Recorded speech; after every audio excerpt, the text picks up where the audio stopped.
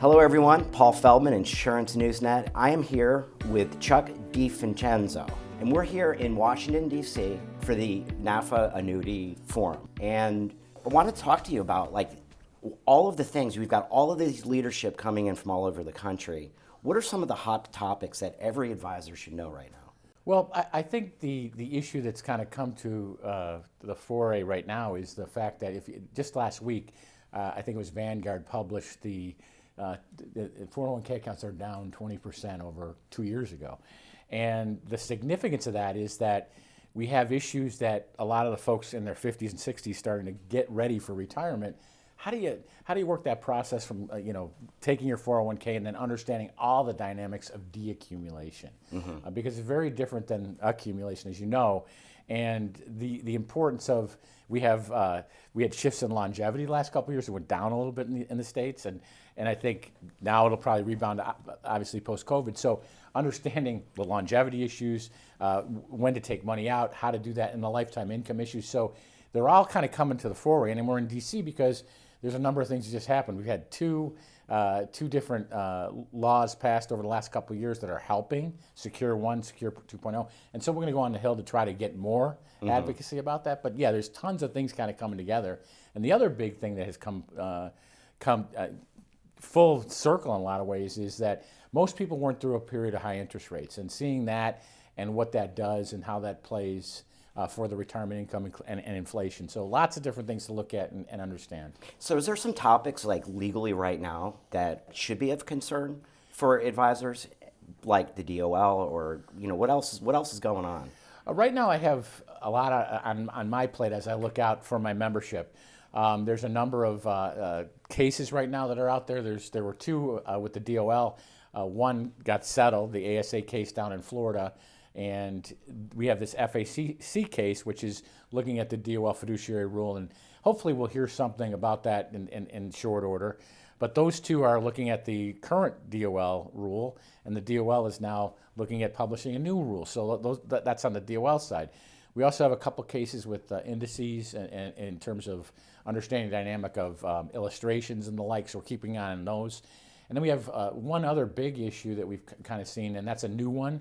That's the SEC trying to have a situation where an individual was working both on the side of insurance and then also had a registered investment advisory and saying kind of a little bit of what we believe is overstepping their bounds in terms of regulation. So we're trying to keep track of that too. So a lot of things to look at. We just did a recent survey of our IMOs, and one of the things they seem to be a lot more worried about the issues than advisors. I think advisors go about their business, work the process, don't see as many existential threats, but the IMOs keep an eye on this and really work through that process. So we have a lot of folks here today that we'll be working with and trying to understand these issues. So NAFA does a lot of work for the industry. Tell us a little bit about that, because I don't know that everyone is aware of how much stuff you do for this industry. Yeah, as you'll see my lapel pin here, we've been around 25 years. And one of the things that's been interesting for me is my background has been all over the place in terms of both on the understanding dynamic of the broker-dealer side, from the wirehouses to the independents and the banks, to understanding independent distribution on this side. Worked with carriers, worked with investment managers. So a lot of different things that kind of go into this issue, into the issues I look at. And one of the things that's important is that independent advisors throughout the country are becoming more sophisticated, understanding all the dynamics. And the key is that they're able to get to folks and help folks all over the place. You don't have to be in a big city or what have you, that you're able to have expertise and understanding and sit down with someone that, as you look at your nest egg and going into retirement or trying to plan for the different areas across your life, that independent distribution provides. So it really is important. And we look at everything from the, advocacy is very important for us, obviously, to keep the industry going. But secondarily, education, in a sense, helps all that. A key passion for me is understanding best practices and helping folks to do that. So we have some education series that we work on. Something that'll be coming out this year is more information on soup to nuts on indices, so that agents can kind of make sure they're up to speed on that and understanding all those things, as well as just understanding where products fit in and don't, and being able to, again, be more holistic in their approach. Yeah, I mean, if you're an advisor and you're watching this, you really should become a member of NAFA. I mean, it is part of what you need to have in the industry. No, I appreciate that, and I Yeah. think one of the things that we look to when we want membership is that we have monthly webinars. We are able to we have client specific. A lot of the things that we do, we have some advisor specific materials, but we also do client so that you in fact have the ability to have a product agnostic look at something and really have good information, building blocks for clients to understand. Yeah, and the advocacy is so important, and really support NAFA. We need the advocacy because we got some crazy regulators. Yeah, it is interesting. I think one of the things that you find in any organization is, what do you try to do as an organization? You try to get bigger. Yeah. And so the same thing happens in some of the government. Sometimes it starts out as, an understandable look at different things, but then it morphs into something more. And so I think the issue that I have in particular is that when you are regulating an industry, you don't want to be able to have people not be able to serve. And so with the baby boomers and now the Gen X starting to get in that retirement phase or understanding that dynamic, you got to have people that understand this and want to go out and do business, and not just somebody that has $5 million or more. It's the individuals that really need help, middle-class Americans, individuals that don't have as much, and be able to say, I'm going to do a great job helping them out, and I can't be stopped by just, over-regulating on various from various agencies. Yes, definitely. So we're in a really good market, and annuity sales are reaching some of the highest that they ever have. What do you see as the market, and how is it going to grow? Well, interestingly, I keep track of a lot of this. Limber does a great job of projecting and understanding the dynamic on a quarter-to-quarter basis. And I grew up on more the variable side, variable annuities and the like. I was at Hartford for quite some time. And the variable side traditionally was a lot higher in terms of post the 80s. Variable kind of took off. Well, that really has flipped in the last couple of years in terms of not only from a standpoint of FIAs, which have grown significantly, but MIGAs obviously are interest rate sensitive, and they were up 110% last year. So the dynamic, though, is that our IMOs, for instance, I think the number for 2022 is about $79.4 billion in sales. The 30 IMOs that we've represented in a recent survey that I did 50 billion of that. Wow. So when you think about that, it's significant, that they did, almost 2/3 of the business. So and what else has happened too is that the FI in particular has been accepted, and the dynamic of the product is gotten better over the years in terms of more flexibility, more options, and so different distributions start to look at this and say, oh, why? How are those sales so important? And so having that fit into a holistic plan is significant. Mm-hmm. With all the consolidation that's happening in our industry, that's happening through distribution, what do you see the future for the IMO market? Well, that's a really interesting question, because there were literally hundreds of IMOs maybe a decade ago, and what the key that I see is that it's a significant consolidation, and it will continue, and the ability for them to kind of be flexible in their offering. Over 50% of IMOs have a broker-dealer, have an RIA, and are able to really meet the clients where they need to be. Like I mentioned in a past question, they're everywhere in terms of the significant. It is kind of funny. There's a huge concentration of IMOs in the Midwest: Kansas, Iowa, Nebraska, Tennessee, Minneapolis. So when you see this, you have a situation where they are not on the coast. You have more the wirehouses and those type of groups, and I think the way this has happened is that they're able to offer all these different things all over the country, and what I see is that a more sophisticated financial advisor agent over the course of time. They're able to learn more, develop their practice, and so I think not just offering FIAs but other products, and I think that will work very, very well. The other big thing I'm seeing is the investment in technology, and in this specific area, where the agents around the country are able to utilize their IMOs for specific technologies and help them service the client better. And I think the groups that do more of that and are able to have different apps and flexibility and where to meet clients. The COVID taught us that you don't have to sit across from each other. You're able to meet the client where they need to be. And so I think it's really, very helpful for clients in the future, and it will lead to the growth of product and services from the IMOs. So you probably don't even know the answer to this, but do you have a gut feeling on how many sales are being made through Zoom or Teams or some video technology? Well, anecdotally, and I go out and visit the IMOs or talk to them about different issues. I would say 25% now are doing that. And you'll have different advisors. Some of the advisors that are a little bit older might not be attuned to some of the technologies or want to sit. They've done this face to face for years.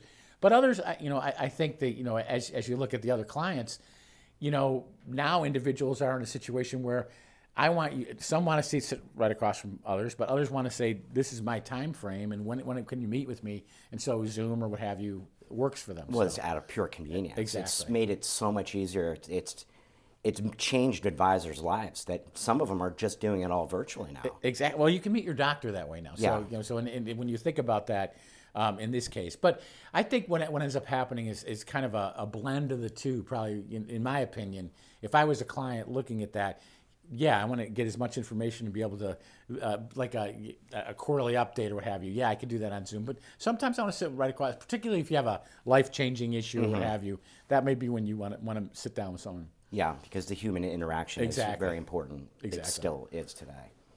So you're talking about technology, and illustrations are part of that technology. What do you think the industry can do better with illustrations? Because one person said to me that there's never been a life insurance illustration that ever came true. I want to know about that. I would dispute that. Well, But the issue that I see with illustrations is that, particularly in the development of indices now. So, as you have products, you're looking for that killer product, or how it differentiates your product, and so when you develop these indices in particular, they're back tested. So to understand that dynamic, when you go through that, the theory behind it is that as a economist, as a actuary, I look at these things and say, how do they work? How does this work for me? And then I'm looking at for a future situation. Well, history sometimes repeats itself, but sometimes it doesn't. And then to have that specific period is important to understand that history dynamic. Rhymes. It doesn't repeat itself. Exactly. So what we want to do is want to make sure that people understand this. This is how this was set up. And I think that the illustration's fine, but it's the explanation around it to say this was this particular period and how this works during this type of market, the cycles and go. But if you looked at cycles over time, I think that there are different indices that really fit that. And so the flexibility there is really important. I'm going to be talking to folks here this weekend about index products. Some of the best-selling products, are the index, FIAs, IUL, but also subject of a lot of lawsuits, right? And attention from NAIC. At my last conference, speaker said he thinks there's going to be an AG 49C, probably, federal regulators, maybe, SEC. So the question is, it seems to me like kind of trying to thread the needle here as annuities shake off their bad reputation and open up to the advisor space, right? So how do these index annuities really kind of thread that needle? What needs to happen? Well, I think, again, to that point, it's education. It's understanding the dynamic of those particular products. And what ends up happening, I think, sometimes is that the more sophisticated an industry gets, the more you have to talk through those issues. And on the positive side, there's a lot of different alternatives when you're going into this. Like if in essence, if you were just in a 401k with the various simplistic kind of indices, or that you may S&P 500, Russell, and the like. Those are still, if you drill down on them, right? If you look at what's in a mutual fund, how does it work? Those are also very complicated. So to understand that dynamic when you're working through a process, because they've had a longer track record than FIAs.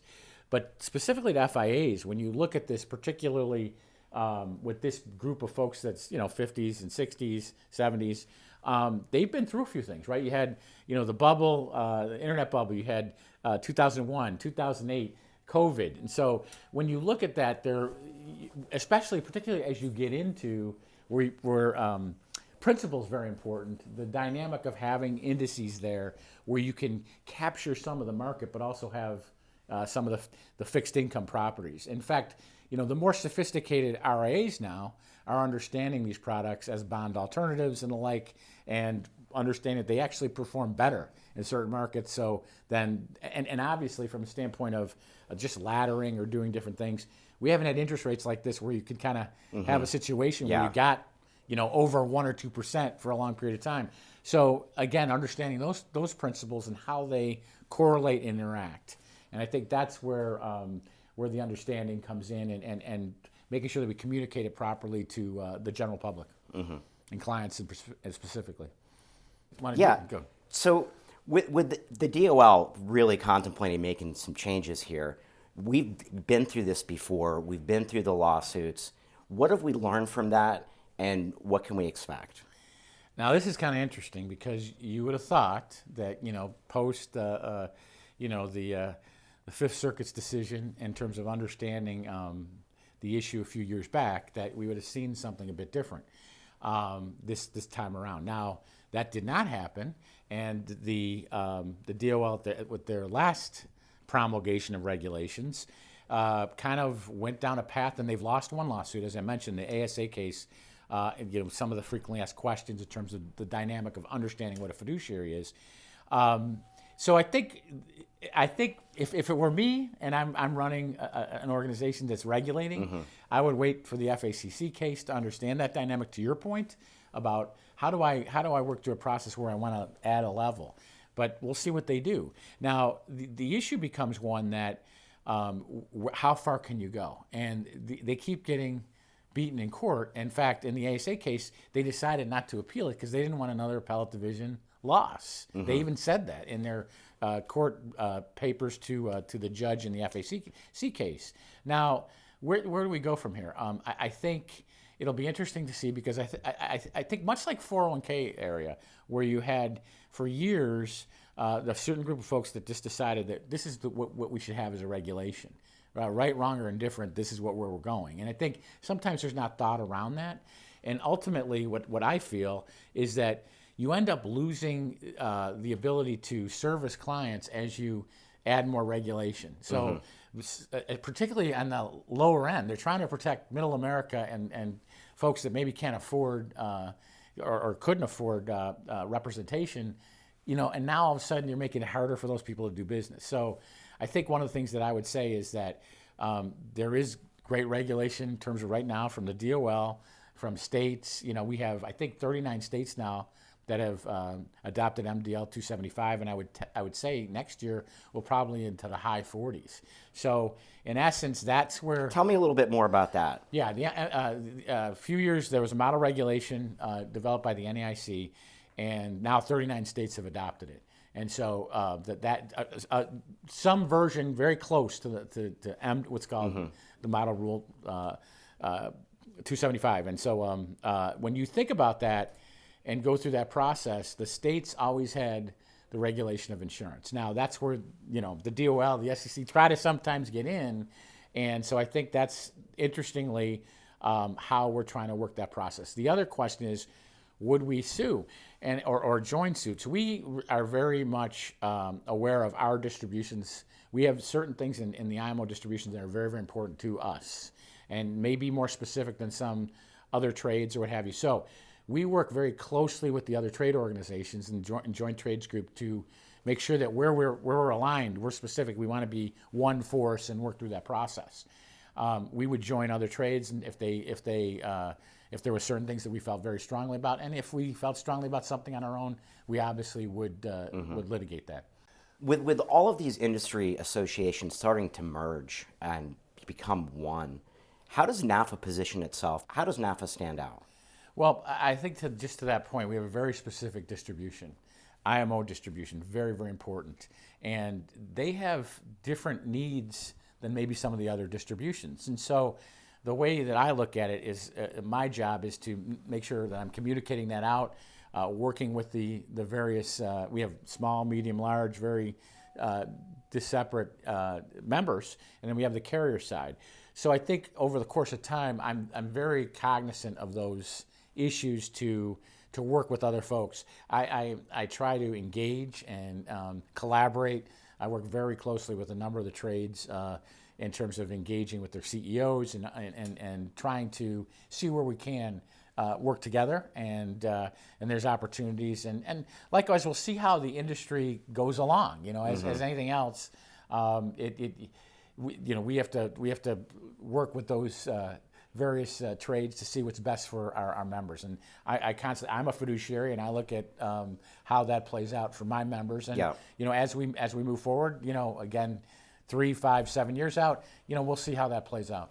You have such an interesting membership. You have carriers, IMOs, vendors, and financial institutions. How did that evolve, and how's that going to grow? Yeah, I think we started out with the membership of IMOs, and then obviously carrier members wanting to support them.